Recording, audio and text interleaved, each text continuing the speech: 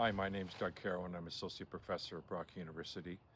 My colleague Sharon Harvey at Arizona State University and I decided to submit a manuscript to the Critical Forest Studies call a little over a year ago.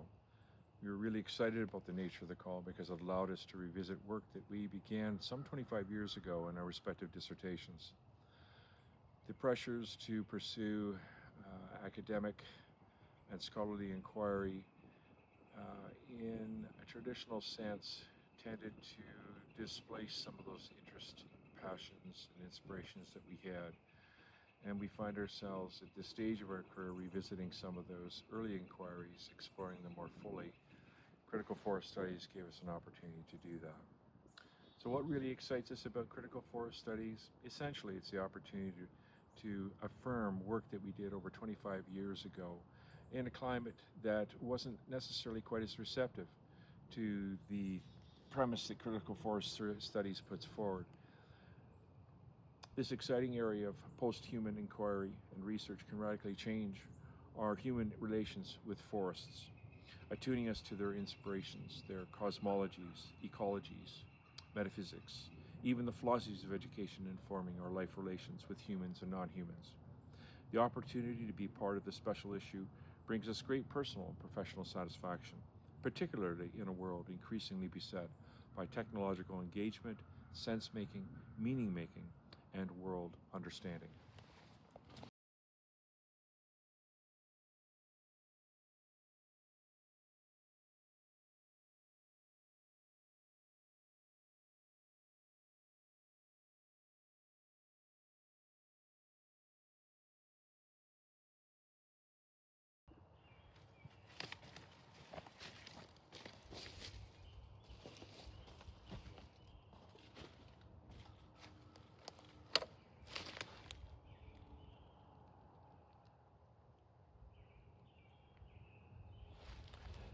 Our article, Canadian Imaginaries, The Roots of Poetism, supports the Critical Forest Studies call in the following ways.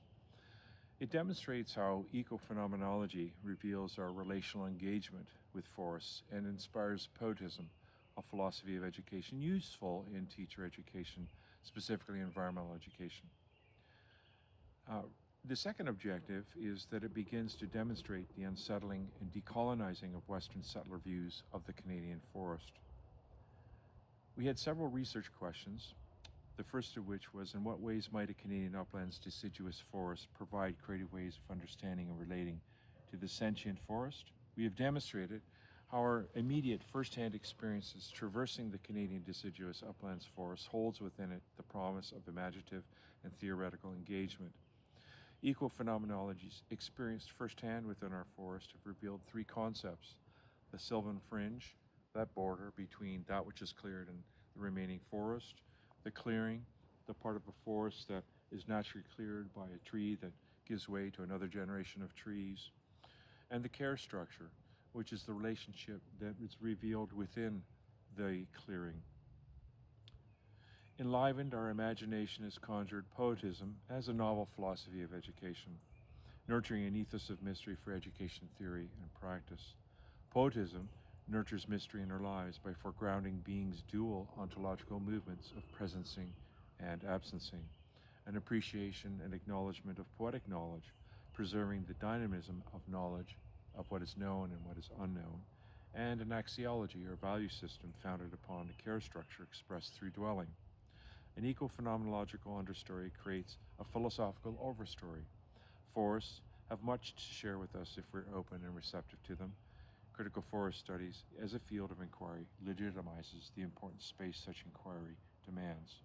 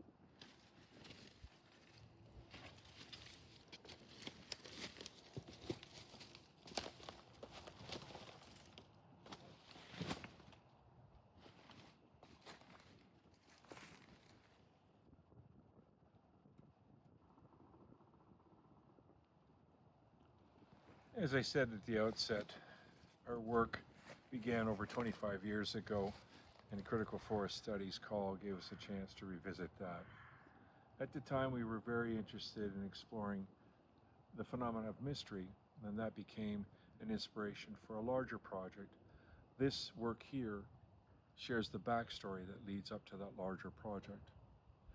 In some cultures of the world, the word for forest is wild or mystery. Quite simply, the word for forest is mystery. In our last photograph in our manuscript, taken during the super full moon of last October, a deeply felt sense of forest as mystery was revealed.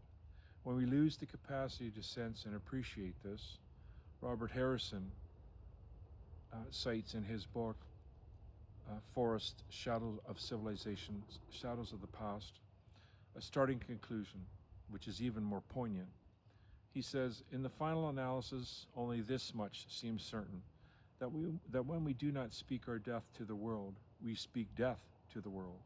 And when we speak death to the world, the forest's legend falls silent. Thank you.